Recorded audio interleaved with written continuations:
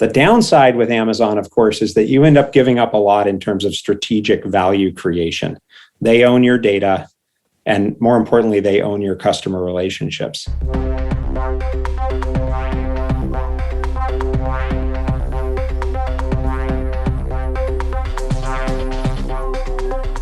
Welcome to the B2B Lead Gen Podcast, your weekly audio masterclass on converting leads to revenue. I'm your host, Eric Schwartzman, author of The Digital Pivot. Let's do this.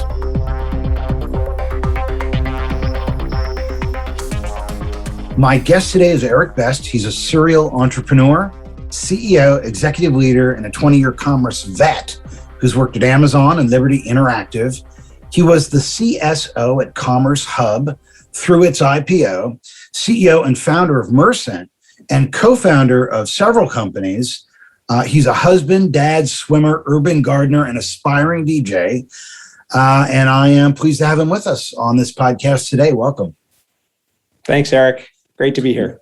Yeah, I'm looking forward to this because, I want to get into, why some companies outperform others online, particularly in the B2B space, how you approach e-commerce for clients, e-commerce marketing, and how Google's plans to eliminate cookies will change digital marketing. So stay with us.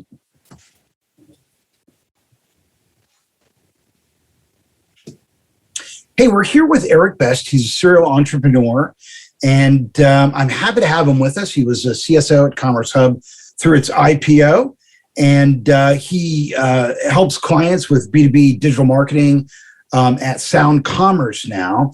And just to sort of start it off, talk to us a little bit about what you're seeing in the small business world.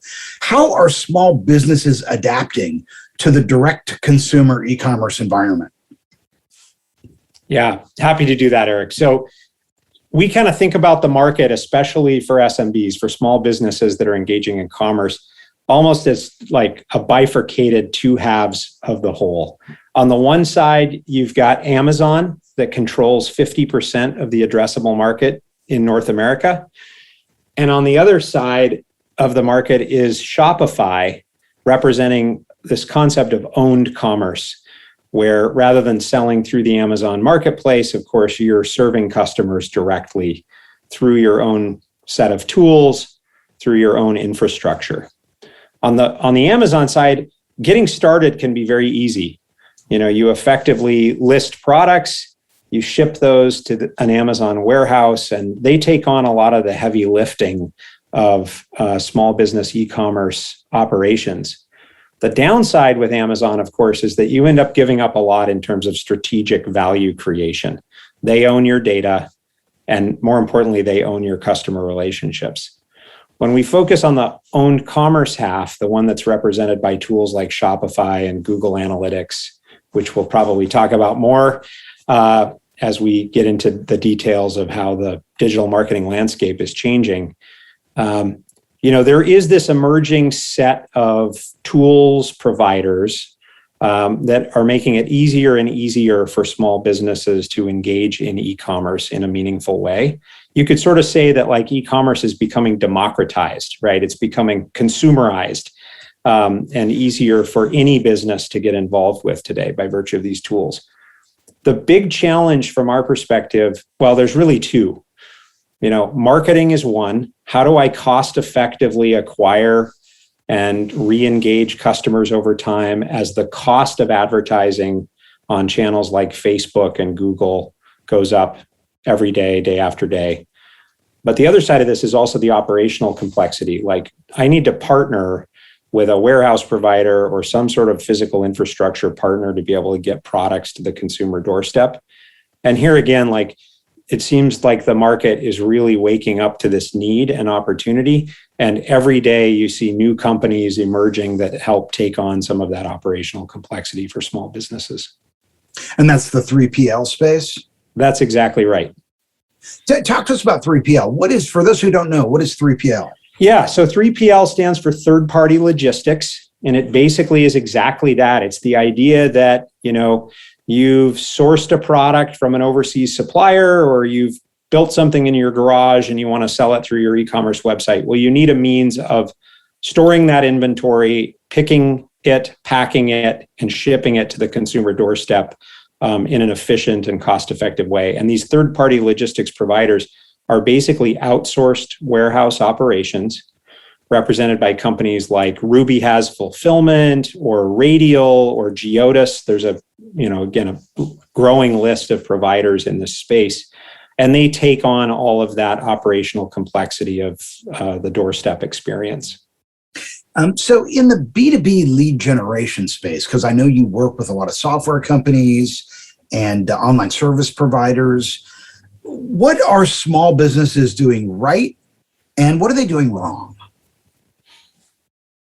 Well, it's there's a number of ways to think about the answer to that question. We can start with what they're doing right, which is, I think over the course of the last decade or so, decision-making around digital marketing has become much more data-driven and more disciplined, more numbers-driven over time. With the help of a platform like Google Analytics, with the help of tools like account-based management software packages, like say a Marketo or a Terminus, it's much easier to understand the cost of engaging a customer, and also what's working and what's not working. Where we see opportunity at Sound Commerce in terms of what's coming next is moving beyond kind of this transactional measure of success. I acquired you as an e-commerce shopper, or I acquired you as a customer for my B2B product offering, and moving to a construct that's very central to our business model and the technology that we're bringing to market, and that's the concept of customer lifetime value. CLV is talked a lot about these days. I think it's kind of a sexy, trendy conversation. It's the idea that over the course of a lifetime relationship with your customer, you can measure their value. But it's often misunderstood as a revenue metric when in reality, if it's instrumented correctly, it's giving you contribution margin or contribution profit insights into your customer relationship. And this is a really interesting area where we think there's a lot more innovation and disruption that's coming in the future, and we're helping to kind of drive that forward. I need to know not only my cost to acquire you and to re-engage you over time from a marketing standpoint, but I need to know the overall cost to serve you. In the e-commerce business, that would include doorstep delivery cost, and it would also include the impact of things like you returning all those shirts you bought because they were the wrong size or you just decided you didn't want them after all. Walk us through this concept of customer lifetime value based optimization, because I know you have like a framework with 5 levels. So maybe just walk us through that kind of quickly. Yeah, sure. So again, I think it starts with the idea that you have accurate insight into what's happening at the transactional level. One of the things that we're excited about at Sound Commerce is rather than sort of looking at lifetime value or other success metrics through the lens of finance, which is kind of the best place to get accurate numbers in terms of the health of your business, we're kind of building what we call bottom-up models that are based on the ability to track individual transactions and individual engagements with customers. That's a lot of data. And maybe another topic we can touch on here in a few minutes is the idea that a lot of this instrumentation, the ability to track these very granular, high fidelity events, was not really possible until modern cloud computing came along. And so you see this kind of co-innovation happening where as Amazon launches their AWS cloud and Google has their cloud platform and Microsoft is driving Azure adoption in the marketplace, it's enabling these new, faster, higher fidelity capabilities. So in the case of CLV, we basically, and this kind of maturity model that you've described, these 5 tiers, it starts with getting accurate revenue insights at the order or engagement level. Do I know the cost to serve you? Do I know the cost to acquire you? Do I know how much revenue is being generated by that single order? once I get the instrumentation right at the order level, then I can stitch those together to create a picture of you over time as a customer. And if I've built all of that properly, again, not only am I accounting for revenue metrics, but also the variable costs of my relationship with you as a customer over time. More with Eric Best when we return. Stay with us. We're talking to Eric Best about how digital business is changing. Eric, what are two common failure points when it comes to measuring and optimizing retail digital marketing campaigns? Great question. I think the answer is actually evolving as we speak. As we talk about things like iOS 14.5 and Google's imminent deprecation of third-party cookies, the source of the data itself can be a major challenge for brands. I was just reading. Let me just stop you and break that down for us. If someone doesn't know really what deprecating or a cookie is, just really simple, what does that mean when you say Google is deprecating cookies? Well, let's step back and talk about how the digital advertising industry has worked for the last 20 years. Traffic flows on the internet, right? You open your browser, you're surfing to a website you like, you see ads presented on those pages or maybe now on your phone. And as you engage with those ads, either through an impression or through a click, there are tracking tags that are triggered by those clicks. And those tags drive analytics tools like Google Analytics to allow brands to be able to track your behavior as you click through the ad to another website, right? But it's anonymous, right? Like they're tracking my behavior, but they don't know who I am, right? That is true, yes. So these cookies are on your browser. They might know which browser version you're running, and depending on the the disclosures from that cookie, they might know the hardware device that you're on, right? But generally, if I have a lot of different cookies from different advertisers, can they somehow triangulate more information and build a sort of dossier about my preferences? Yes, this has been a big part of the way that the industry has worked over time. And in fact, it led to the emergence of a whole class of digital advertising service providers called tag management solutions, characterized by companies like Telium and Insighten, and more recently Segment and Heap Analytics. These are software tools that make it easier for brands and advertisers to aggregate data across sites and build a picture of you as a shopper or customer profile. Now, as those tools have evolved and as brands have become better at creating these advertising experiences, targeting you as a customer with relevant content, targeting you as an in-market shopper for that Toyota pickup truck or whatever, Starbucks latte that you're in market to buy next. There's been this growing concern, I would say, in the industry around consumer privacy and security. And so what we've seen in the industry is the rise of these policies that are designed to address consumer privacy. And they're represented by the CCPA, in California. And that's the California Consumer Privacy Act? That's right, exactly. And then what does GDPR stand for?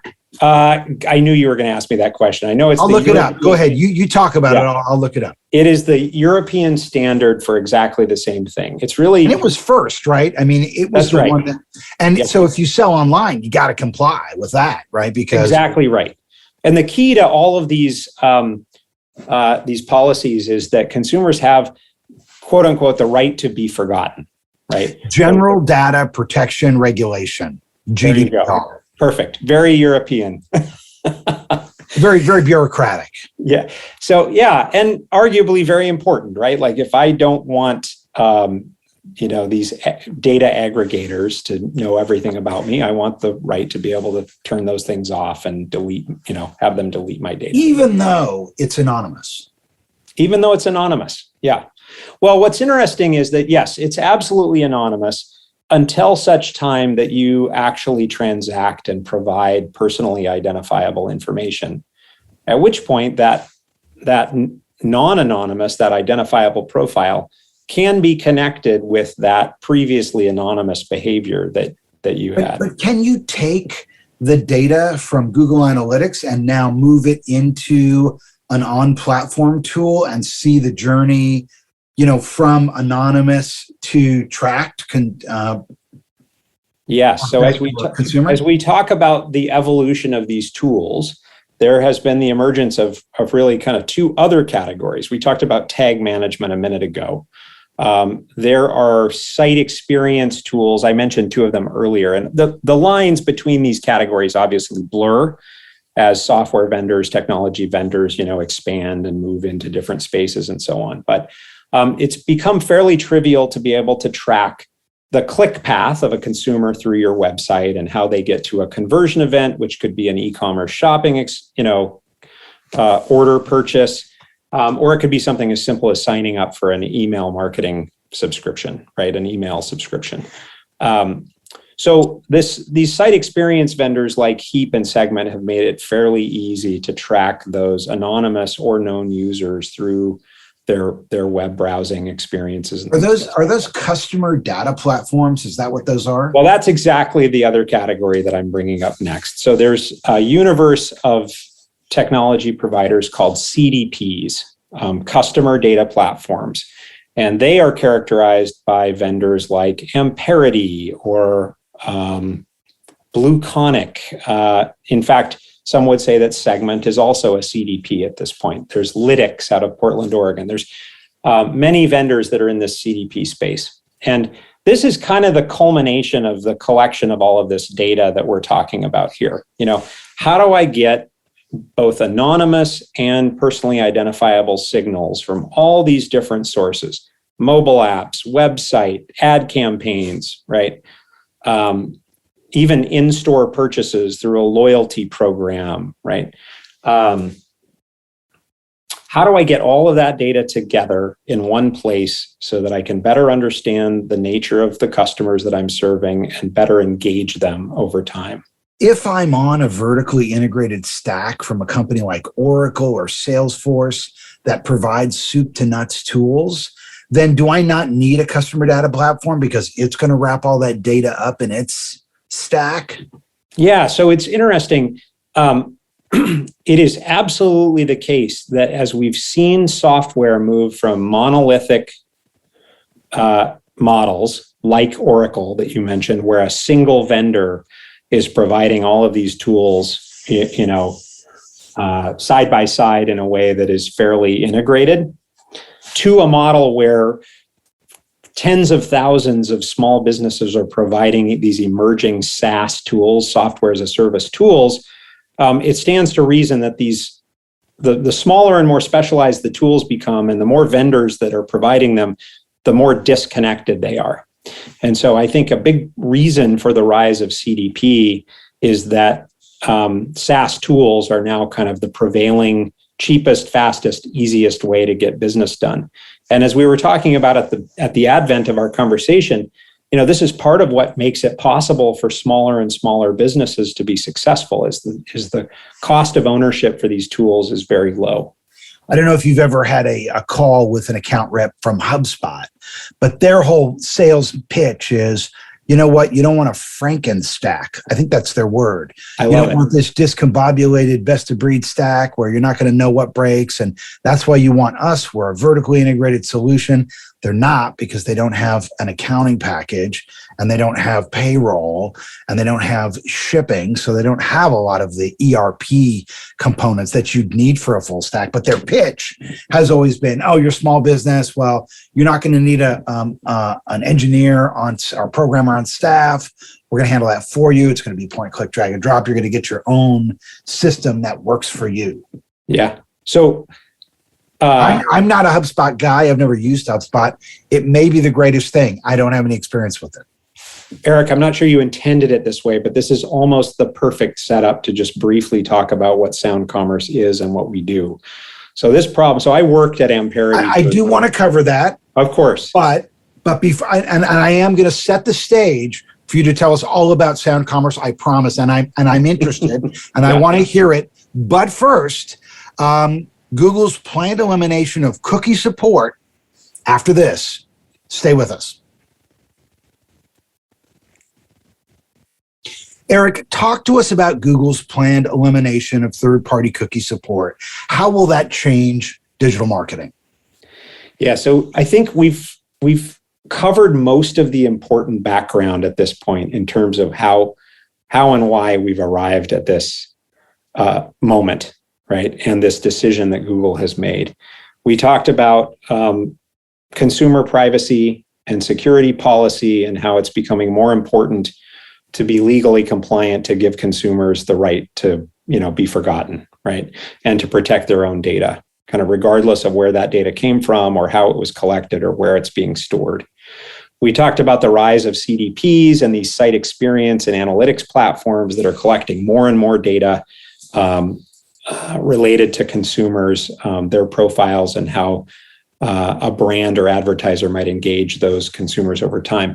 And so we've kind of arrived at this moment now where consumers are very aware, both through the experiences that they have, but also just through, popular media, about the risks and rewards that go along with like hyper personalization of websites and of advertising campaigns. At the center of all of this, of course, are the huge platform providers, Facebook and Google. And Apple as well, obviously, has a big role to play here by virtue of the fact that they provide, many of the devices that we end up using to consume all of this digital content. And so, in addition to the regulatory controls that are being applied to the market, you can see that the largest companies that have the most at stake are also trying to self-regulate in a way that reduces their exposure and kind of strikes this balance between consumer comfort and protection and the capabilities of the platform. Does that work? I mean, are you confident that that's actually going down, or do you think there's a lot of skullduggery behind the scenes? Yeah, not to be cynical about this, but I think like eliminating cookies is almost kind of what's the word? It's focusing on the how rather than the what or the why. So, as cookies go away, well, surprise, surprise, now there are device IDs on mobile phones and on laptops and, the browsers that we use to engage that represent alternative means of identifying a user, right? It may not be tied to the URL that I click as I traverse the web from one website to another. It might actually be tied to the MAC address or device ID of the phone that I'm on, right? And in a sense, I don't know that eliminating cookies really solves the problem. I think that there is this higher order construct, this set of considerations around consumer privacy that we're going to have to solve that has less to do with the technology and more to do with the policy, frankly. Interesting. One last thing before we get into Sound Commerce, because I want to hear about that. I don't know if you're following what's happening with Facebook and the whistleblower and all that business. For sure. But also the fact that Facebook appears to have been losing significant revenue since Apple made the decision to make personal attribute disclosure optional through iPhone apps. A big challenge, right, to app providers, including Facebook. 14.5 came out, I don't know, maybe 6 months ago now. Okay. And again, it is a profound change because it restricts the ability of third-party platform providers like Facebook and Google to collect data through iPhone devices unless the consumer explicitly provides permission. Well, at the time when, Section 230 of the Communications Decency Act was enacted, which gives social networks broad immunity from any legal liability stemming from content created by people on its platforms, Facebook and all the services that were available at the time, presented shares in reverse chronological order. So the passage of time determined, what appeared at the top of your stack. And if you wanted to see what was going on, you went back to see if there was anything new. And then, of course, it became such a dominant service. It would have been moving so fast, you wouldn't have been able to see it anymore. And they introduced this edge rank algorithm in 2006, which was, as Frances Haugen, the whistleblower, described it on 60 Minutes, engagement-based ranking. This idea that the more likes, the more comments, the more reach. Reach became a factor of engagement. And so, one of the things that she recommended in her pitch to Congress was that Section 230 be reformed and that the social networks be held liable for the content that they amplify, since in fact they're not innocent bystanders, they're now intentionally deciding what we see. Just as a television broadcast programmer decides what's on at 8 p.m., they're now deciding what's at the top of the screen. So they've taken a programming role with user-generated content. Do you any sense of whether or not Congress will be able to pass any meaningful regulation, or any thoughts about what you'd like to see happen here? I mean, it's interesting, right? Like, I think people complain about their Facebook experience. Like, I only ever see the same 7 people and I only engage with the same. And it's never my wife, and I have her marked in there, and I don't see her stuff. It's crazy. I have to search for her. No, but it's like, in earnest, as we think about kind of where this is going next, I think probably the most important theme is that consumers are given control over these decisions in some way. I think what's powerful about iOS 14.5 is that there is this opt-in, opt-out choice that I get to make when it comes to deciding whether or not Facebook is going to get, my click engagement and so on. But either way, they're still going to be able to use this sort of, William Randolph Hearst computationalized version of if it bleeds, it leads, and send this outrageous, sensational content to the top of the stack. That's true. Or the counterpoint is censor something that might not otherwise, that should not otherwise be censorable. How realistic is that? I mean, yeah, I think there's exactly. 60,000 employees and 3 billion users. Right. I think to your point, at the point at which there's an algorithm making the decision, you've lost some semblance of control over the process. I think Haugen was right on when she said, just make them liable. I think it would, it would reform the social media circus overnight. So let's wrap it up with a discussion about sound commerce, because you cut your teeth at Amazon, you IPO'd a company as a officer with the company, you've been the CEO of a company, you founded several companies, and now you're doing sound commerce out of Seattle. So tell us what's going on with you. What are you doing? Why do I keep doing this? Yeah, exactly. So, you look like a young guy. You look like you're still a young guy. Sure. I'm young at heart, at least. So the story leading up to sound commerce, again, we've touched on most of the themes already. I spent time at Amperity, which is a customer data platform. I have experience at Amazon, working on some of their foundational e-commerce technology. And then we talked about the rise of utility computing and these cloud data platforms from the likes of Google and Microsoft and Amazon.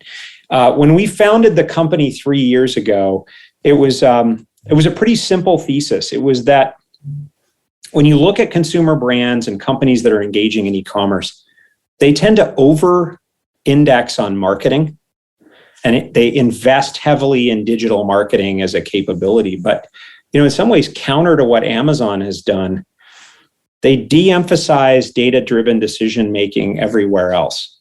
Operations, the warehouse, product assortment, pricing decisions, demand forecasting, where to stage inventory, how to route orders to the consumer doorstep. There's all this other complexity. We often talk about retailing as being one of the most complicated businesses because there are just so many moving parts, right?